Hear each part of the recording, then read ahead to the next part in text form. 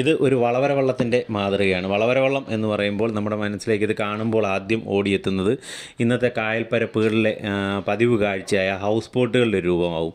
House ബോട്ടുകളുടെ ആദിമ രൂപം എന്ന് തന്നെ നമുക്ക് ഈ വളവര വള്ളങ്ങളെ പറയാം. അതായത് ജലഗതാഗതം വ്യാപകമായിരുന്ന കാലത്ത് റോഡ് ഗതാഗതം എത്തുന്നതിന് മുമ്പൊക്കെ കുട്ടനാട്ടിൻ്റെ ഉൾപ്രദേശങ്ങളിലൊക്കെ കുട്ടനാടൻ മേഖലയിലാകെ സമ്പന്ന വിഭാഗങ്ങൾ സഞ്ചരിച്ചുകൊണ്ടിരുന്നത് ഇത്തരം വളവര വള്ളങ്ങളാണ്. ഈ വള്ളങ്ങളുടെ ഒരു പ്രത്യേകത എന്ന് പറയുന്നത് നമുക്ക് ഈ കുടുംബാംഗങ്ങൾക്ക്, കുട്ടികളും സ്ത്രീകളും ഒക്കെ അടങ്ങുന്ന കുടുംബാംഗങ്ങൾക്ക് വെയിലും മഴയുമാക്കാതെ അവരുടെ ലക്ഷ്യസ്ഥാനത്തേക്ക് പോകുവാനായിട്ടുള്ള ഒരു ഉപാധിയായിരുന്നു. ബോട്ടുകളൊക്കെ ഉണ്ടാകുന്നതിന് മുമ്പ് തന്നെ ഇത് ഊന്നുവാനായിട്ട് ആളുണ്ടാവും. അതുപോലെ തന്നെ ആറ്റിലെ അല്ലെ പുഴകളിലെയൊക്കെ താഴ്ച കൂടിയ സ്ഥലങ്ങളെത്തുമ്പോൾ തുഴഞ്ഞു പോകുവാനുള്ള സംവിധാനവും ഇത്തരം വള്ളങ്ങളിലുണ്ട്.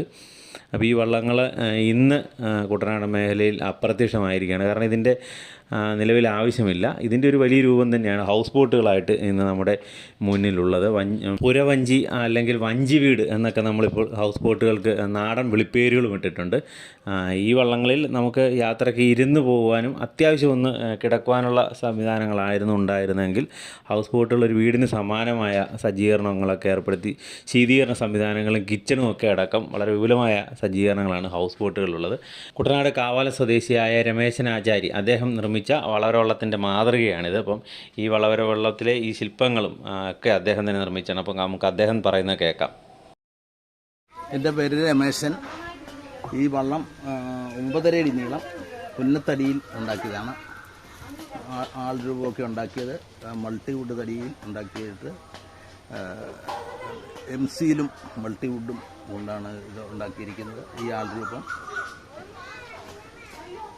ഏകദേശം എന്ത് വലിപ്പമുണ്ട് ഇതിന്? ഇതിൻ്റെ നീളം 9.5 അടി നീളം. വണ്ണം ഒരു 8 ഇഞ്ചോളം വരും വണ്ണം. ഒരു കാർപ്പൻ്ററായിട്ടാണല്ലോ ചെയ്യുന്നത്. അപ്പോൾ അതിനിടയിലൊരു ഇതിനോടുള്ളൊരു കൗതുകം കൊണ്ടാണ് ഇത്തരത്തിലുള്ള വർക്കുകൾ ചെയ്യുന്നത്. ഇങ്ങനെയുള്ള ഉണ്ടാക്കാനായിട്ട് എനിക്ക് സത്യത്തിൽ അവസരം ഉണ്ടായിട്ടില്ല. കോവിഡ് സമയത്ത് വീട്ടിൽ പണിയില്ലാതിരുന്ന സമയത്ത് ഇത് ഇങ്ങനെ ഉണ്ടാക്കി എന്നാൽ ഇങ്ങനെയുള്ള കാര്യങ്ങൾ ചെയ്യാൻ പറ്റും എന്ന് ചെയ്ത് നോക്കിയപ്പോഴാണ് മനസ്സിലായത്. അതിനുശേഷം ഇങ്ങനെ പല സാധനങ്ങൾ ഇതുപോലുള്ള പല വസ്തുക്കളും ചുണ്ടൻ വെള്ളം, ചുരുളൻ വെള്ളം, ഹൗസ് ബോട്ട് ഇതൊക്കെ ഞാൻ ഉണ്ടാക്കാറുണ്ട്. ഇതിന് ഏകദേശം എത്ര ദിവസം കൊണ്ടാണ് ഈ ഒരു വെള്ളം നിർമ്മിച്ചത്? ഇതിപ്പം പല നമ്മൾ കൃത്യസമയം നോക്കിയല്ല, സമയം കിട്ടുമ്പോഴൊക്കെ രാവിലെയൊക്കെ ഇരുന്നാണേലും ഞായറാഴ്ചകളിലും ഒക്കെ പലപ്പോഴായിട്ട് അങ്ങനെ ഉണ്ടാക്കിയതാണ്. അതിപ്പം കൃത്യസമയം പറയാൻ പറ്റും. ഇത് വിൽക്കാൻ ഇത്തരം സാധനങ്ങൾ വിൽക്കുന്നുണ്ടല്ലോ അല്ലേ? ഉണ്ട്.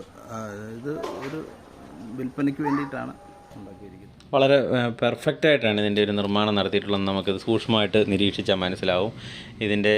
ഇതിനുള്ളിലുള്ള ശില്പങ്ങൾ, അതുപോലെ തന്നെ രൂപങ്ങൾ, അതുപോലെ തന്നെ ഇതിൻ്റെ വാതിൽ, ജനൽ എല്ലാം ഇതിൻ്റെ എല്ലാ നിർമ്മിതിയിലും വളരെ സൂക്ഷ്മമായ തൻ്റെ കരവിരുത് പ്രകടിപ്പിച്ചുകൊണ്ടാണ് ശ്രീ രമേശൻ കാവാലം ഇത് നിർമ്മിച്ചിട്ടുള്ളത്.